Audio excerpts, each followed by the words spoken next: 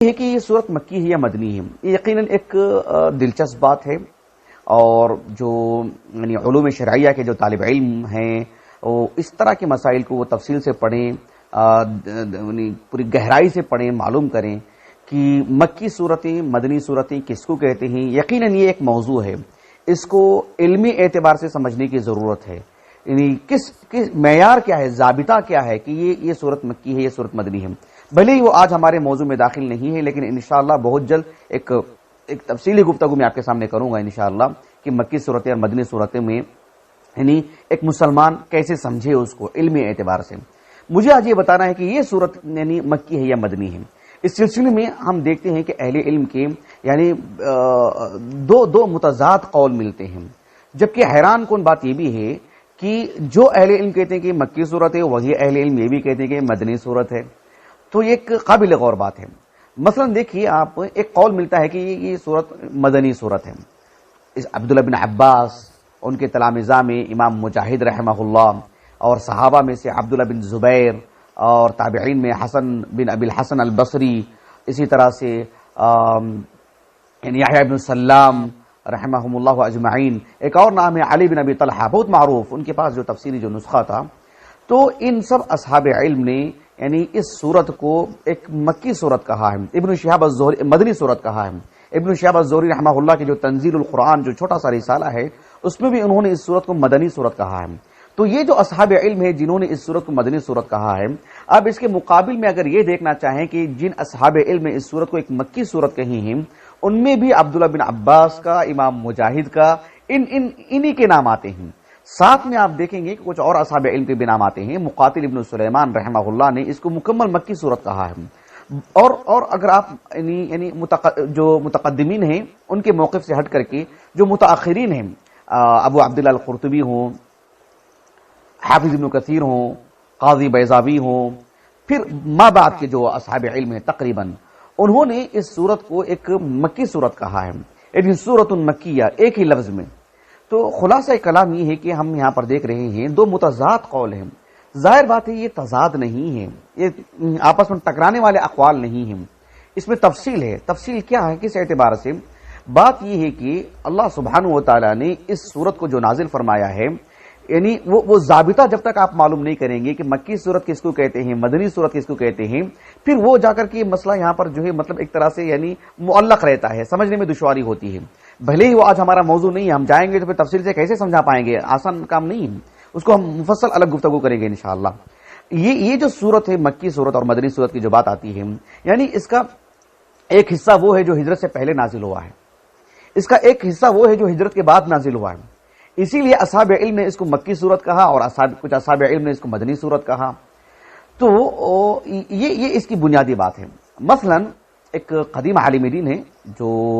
4 صدی ہجری کے آغاز میں انتقال ہوا، علمی دنیا کی بہت بڑی شخصیت، عظیم عالم دین ہے، ابو جعفر کنیت ہے ان کی، احمد ابن محمد نام ہے ان کا، جو علم دنیا میں ابو جعفر النحاس مصری علماء میں سے ہیں۔ 330 پر 8 ہجری سن وفات ہے ان کا۔ کئی کتابیں ہیں، اہل السنہ کی سرکردہ شخصیات میں سے ہیں، بڑی شخصیات میں سے ہیں۔ ان کی کتاب ہے الناسخ والمنسوخ فی کتاب اللہ عز وجل واختلاف العلماء فی ذلک، ہمارے پاس ہے 3 جلدوں میں محقق کتاب ہے الحمدللہ۔ اور جو المکتبۃ الشاملہ ہے اس میں بھی مطلب وہی جو ہے یعنی المکتبۃ الشاملہ کہہ رہا ہوں، جو موضوعات التفسیر الماثور ہے نا 24 جلدوں والا، انہوں نے اسی نسخے کو رکھ کر کے اس کے جا بجا حوالے دیے ہیں۔ تو بہرحال الناسخ والمنسوخ یہ جو کتاب ہے ابو جعفر النحاس کی رحمہ اللہ، اس میں انہوں نے سورۃ الحج سے متعلق جو فصل قائم کیا آپ نے، اس کے آغاز میں انہوں نے اپنی سند سے، حالانکہ وہاں پر انہوں نے سند ذکر نہیں کی ہے، اس سند کو انہوں نے سورۃ الانعام میں ذکر کی ہے، سند میں آپ کو آگے بعد میں بتاؤں گا انشاءاللہ۔ ابو جعفر النحاس رحمہ اللہ نے سورۃ الحج سے متعلق عبداللہ بن عباس رضی اللہ عنہما کے حوالے سے لکھا کہ عبداللہ بن عباس رضی اللہ عنہما نے اس سورت سے متعلق کہا کہ هذه سورة مدنیۃ، هذه سورة مکیۃ، کہ یہ ایک مکی صورت ہے، دھیان دیجئے گا، مدنی نہیں، ایک مکی صورت ہے۔ کہا کہ سوا 3 آیات منها فإنهن نزلت فی المدینہ، کہا کہ یہ ایک مکی صورت ہے سوائے 3 آیتوں کے، وہ 3 آیتیں مدینے میں نازل ہوئی ہیں۔ سمجھ میں آگی بات آپ کو؟ اس بنیاد پر کسی نے مکی کہا، کسی نے مدنی کہا۔ وہ 3 آیتیں کون سی ہیں؟ عبداللہ بن عباس نے کہا رضی اللہ عنہما، جو آیت السجدہ کے بعد، یعنی پہلا جو سجدہ ہے، آیت السجدہ کے بعد کی جو آیتیں ہیں، ھذان خصمان اختصموا فی ربہم فالذین کفروا قطعت لهم ثیاب من نار یصب من فوق رؤوسہم الحمیم یصہر بہ ما فی بطونہم والجلود ولہم مقامع من حدید۔ تو یہ جو 3 آیتیں ہیں، کہا کہ یہ 3 آیتیں وہ ہیں جو ہجرت کے بعد نازل ہوئی ہیں، جو اصطلاحی طور پر مدنی صورت، مدنی آیات کہلاتی ہیں۔ بقیہ ساری صورت مکی صورت ہے۔ یہ عبداللہ بن عباس رضی اللہ عنہما کا یہ قول ہمیں اس کتاب کے حوالے سے ملتا ہے۔ یہ ایک بات اپنے ذہن میں رکھیے گا، اس بات کو ابو جعفر النحاس رحمہ اللہ نے یہاں پر یعنی سورۃ الحج کی تفسیر میں کوئی سند ذکر نہیں کی ہے، لیکن من جملہ سبھی صورتوں سے متعلق جو بات آپ نے عبداللہ بن عباس سے نقل کرتے رہتے ہیں، اس کی ایک سند ہے جو آپ نے سورۃ الانعام کے آغاز میں ذکر کر دی ہے، کہ ابو جعفر النحاس رحمہ اللہ کے ایک استاذ ہیں جن کا نام ہے یموت ابن المزرع،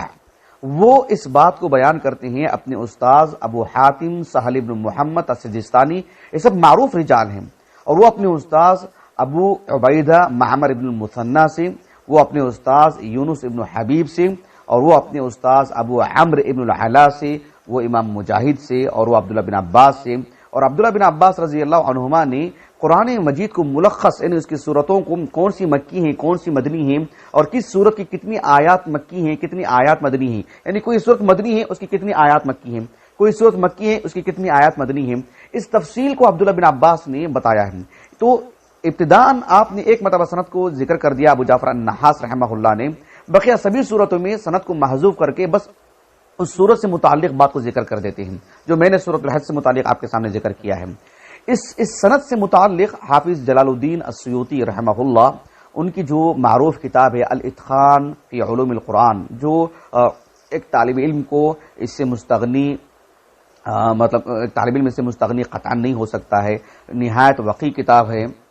جس طرح سے البرہان فی علوم القرآن ہے بدرالدین الزرکشی کی رحمہ اللہ۔ ان کتابوں کو خصوصاً قرآنیات کے باب نے ہمیشہ پیش نظر رکھنا چاہیے، بار بار مراجعہ کرنا چاہیے، اس سے بہت قوت ملتی ہے قرآن فہمی کے لیے، قرآن مجید کو علمی اصولوں کی روشنی میں سمجھنے کے لیے۔ بہرحال حافظ جلال الدین السیوطی رحمہ اللہ نے الاتقان فی علوم القرآن، اس میں جو انواع ہیں علوم القرآن کی، النوع الاول، سب سے پہلی جو نوع ہے یعنی معرفت المکی والمدنی، کہ یہ صورت مکی ہے، یہ صورت مدنی ہے، یعنی کیا ضوابط ہیں، یعنی کس طرح سے ہم اس کو علمی اعتبار سے جانیں گے، اس پر اپنے بحث کی گفتگو کی ہے، نہایت شاندار علمی، بہت مفصل۔ اس میں آپ نے سورۃ الحج سے متعلق گفتگو کرتے ہوئے اس بات کو، اس روایت کو بھی ذکر کیا ہے جو میں نے آپ کے سامنے ذکر کی ہے، اسی سند کے ساتھ جو سند میں نے آپ کو پڑھ کر کے سنائی ہے۔ حافظ جلال الدین السیوطی رحمہ اللہ نے اس سند کو ذکر کرنے کے بعد کہا کہ وَهَذَا إِسْنَادٌ جَيِّدٌ رِجَالُهُ كُلُّهُمْ ثِقَاتٌ، یہ آپ کے الفاظ ہیں، کہا کہ من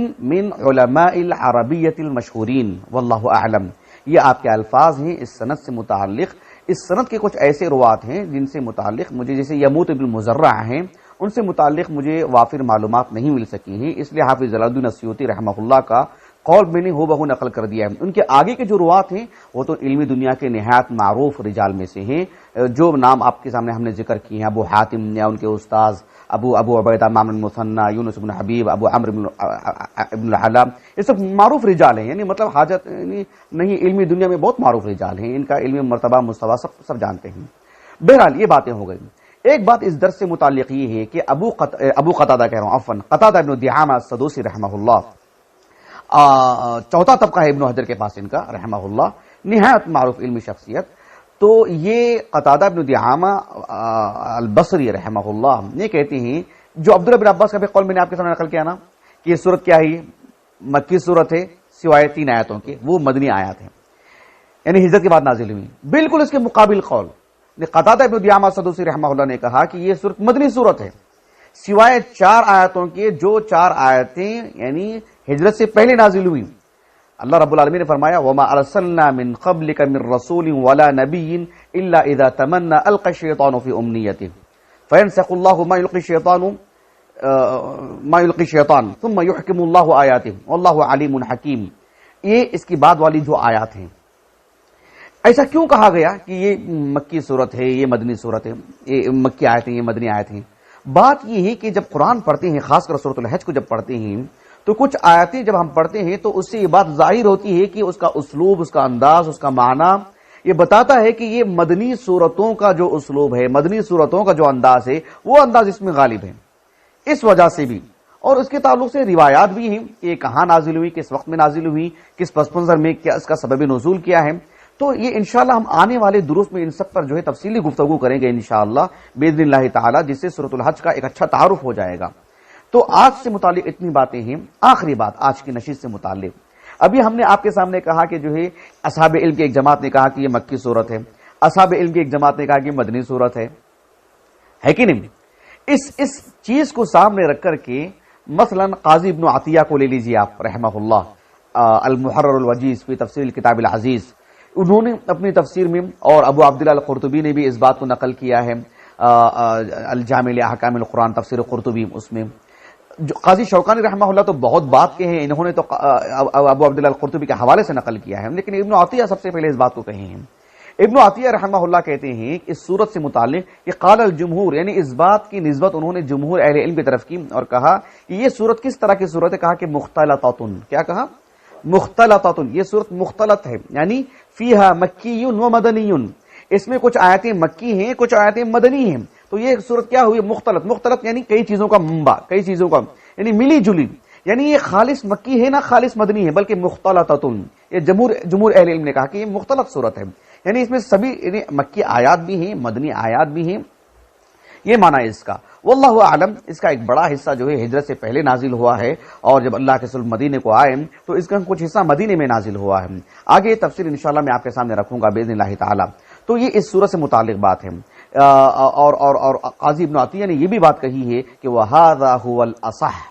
اور یہی بات درست ہے کہ یہ سورت کیا ہے؟ مختلطۃ۔ کیا سورت ہے یہ؟ مختلطۃ۔